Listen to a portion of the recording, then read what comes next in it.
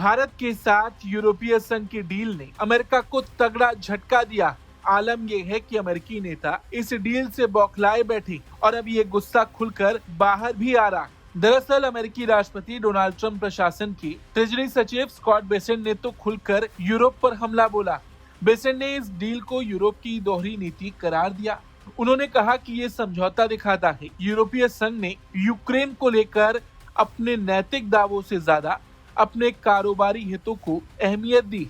अमेरिकी news channel CNBC को दिए गए इंटरव्यू में स्कॉट बेसेंट ने कहा कि वो यूरोपीय संघ के रुख से बेहद निराश हैं। उन्होंने तंज कसते हुए कहा कि एक तरफ यूरोप यूक्रेन के समर्थन में बड़े बड़े बयान देता है और रूस पर प्रतिबंधों की बात करता है, वहीं दूसरी ओर वो भारत के साथ मदर ऑफ ऑल डील्स जैसा विशाल व्यापार समझौता कर रहा है। बेसेंट के मुताबिक समस्या ये है कि भारत रूसी कच्चे तेल से बने रिफाइंड उत्पादों का इस्तेमाल करता है, जिन्हें अब यूरोप बड़े पैमाने पर आयात करेगा।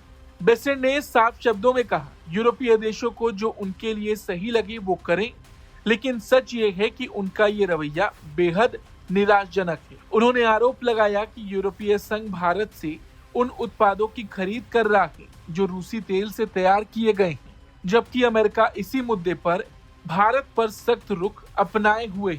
अमेरिकी ट्रेजरी सचिव ने यह भी खुलासा किया कि अमेरिका ने पिछले साल भारतीय उत्पादों पर 25% अतिरिक्त टैरिफ लगाए थे और उसने उम्मीद की थी कि यूरोपीय संघ भी इस कदम में साथ देगा, लेकिन ईयू ने ऐसा करने से इनकार कर दिया। बेसेंट का आरोप है कि यूरोप ने जानबूझकर ऐसा इसलिए किया ताकि वो भारत के साथ अपना बड़ा व्यापार समझौता बिना किसी रुकावट के पूरा कर सके। अच्छा, आपको बता दें, अमेरिका ने भारत पर 50% का टैरिफ लगाया है। इसमें 25% का टैरिफ सिर्फ रूसी तेल खरीदने को लेकर। हालांकि यूरोप को लेकर भी ट्रंप पिछले कुछ दिनों में काफी सख्त दिखाई दिए हैं। ग्रीनलैंड को लेकर विवाद बढ़ने की वजह से कुछ यूरोपीय देशों पर ट्रंप ने अतिरिक्त टैरिफ का ऐलान किया और इसी के बाद से भारत और यूरोप का साथ आना ट्रंप के लिए सबसे बड़ी चुनौती बन गई।